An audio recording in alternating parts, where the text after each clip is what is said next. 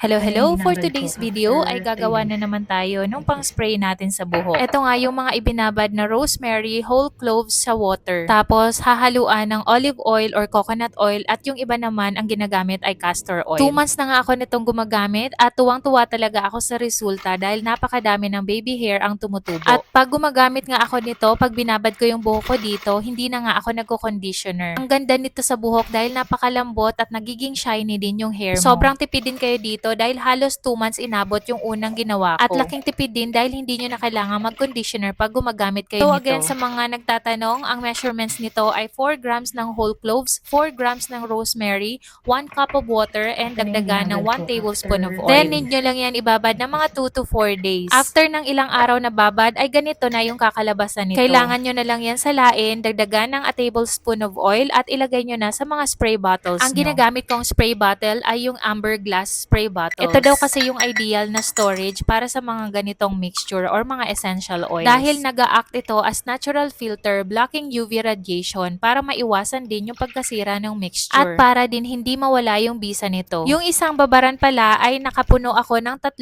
spray bottles na ganito. Kaya tatagal na naman ito sa akin ng mga 2 months. Napakadami nga palang gumagamit nito kaya ikaw kung may problema ka sa hair loss ay itry mo na din nga ito.